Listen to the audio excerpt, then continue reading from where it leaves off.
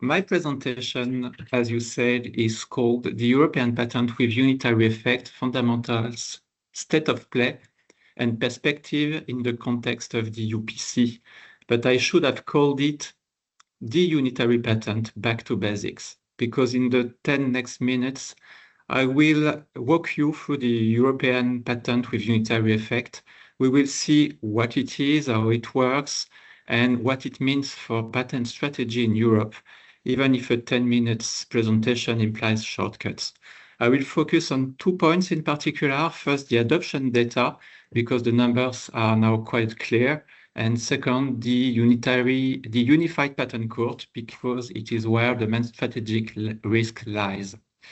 So, what is the Unitary Patent? The first point is simple. It's not a new type of patent application. You still file and prosecute your application just as before the European Patent Office. The change comes only after grant. Once the PO grants the patent, the owner now has a choice. The traditional option is to validate the patent country by country, and the new option is to request unitary effect. If you do so, you obtain a uniform protection in all participating states just in one step. The system started on 1st of June 2023, and it is based on 2 EU regulations and to some extent on the agreement on the Unified Patent Court.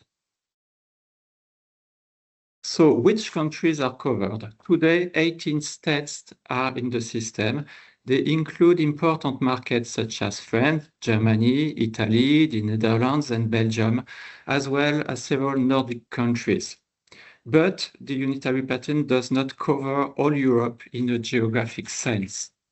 Several markets are outside the system. Spain and Croatia are not in the unitary patent system, and the United Kingdom is outside because it is no longer in the European Union.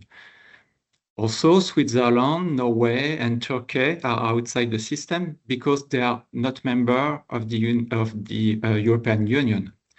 This has a very practical consequence. A unitary patent alone is often not enough. In many cases, you will combine it with national validation in key countries that are outside the system. It is the United Kingdom is the most common example, and it is usually the extra block you need to add to the map on the right of this slide. Now, let us have a look to adoption figures. This is where the numbers are becoming interesting. The system is recent, but it has been adopted quite quickly. In 2025, more than 25% of European patents granted included a request for unitary effect. In 2025, the figure rose to 28.7%. So today, we can say that almost 1 European patent out of 3 follows the unitary route. This is a major change in European patent practice. It also shows that applicants are becoming more confident in the system. At first, the unitary patent was mainly attractive for applicants seeking a broad coverage in Europe. Now, more applicants are considering it because of lower cost and simpler management. The trend is clear. The unitary patent is no longer a new legal concept. It is becoming a normal option in European patent strategy.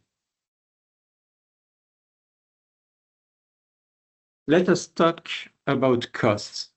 The EPO has published useful comparisons. For example, take 4 countries, France, Germany, Italy, and the Netherlands. If a unitary patent which covers those countries is maintained until year 12, the renewal fees are around 11,000 euros. For traditional European patent validated in the same 4 countries, the annuities are around 16,500 euros. That is a saving of about 1/3 for only 4 countries. And these figures only cover the official fees. They do not include the extra cost of managing several national renewals. They also do not include all the administrative work linked to national validations, which means that the real saving can even be greater. The logic is easy to understand. The more countries you want to cover, the more attractive the unitary patent becomes in terms of cost. For broad European protection, the financial case is strong. But the unitary patent is not always the right answer. There are limits. First, there is a strict deadline. You have 1 month from the publication of the mention of grant to request unitary effect. This deadline cannot be extended. During the transitional period, you also must provide a translation of the patent. So you need to prepare early to request a unitary effect. In practice, the decision should be made, if possible, when you receive the intention to grant communication from the EPO. Second, there is a strategic limit. With a unitary patent, the protection is maintained as a whole. You cannot drop some countries and keep others. If you stop paying the renewal fee, you lose protection across the whole unitary territory. And this can be a problem over time if the commercial value of a patent becomes limited to 1 or 2 countries, for example. In that case, the traditional system may be more flexible and in the long term, even more cost effective. This brings us to the link with the Unified Patent Court. This is, in my view, the most important strategic point. The UPC offers a clear benefit. If someone infringes your patent in several countries, you can bring one action before one court. The decision can cover all participating states. This avoids several national court cases. It can save time, reduce cost, and give a more consistent result. But the same logic also creates risk. A competitor can challenge the validity of your patent before the UPC. And if this challenge is successful, the patent may fall in all covered states at once. This might be the case for any European patent, as we will see on the next slide, but it is necessarily the case for any European patent with unitary effect. A good example is the recent remdesivir case. It was a European patent with unitary effect covering the use of remdesivir for treating COVID.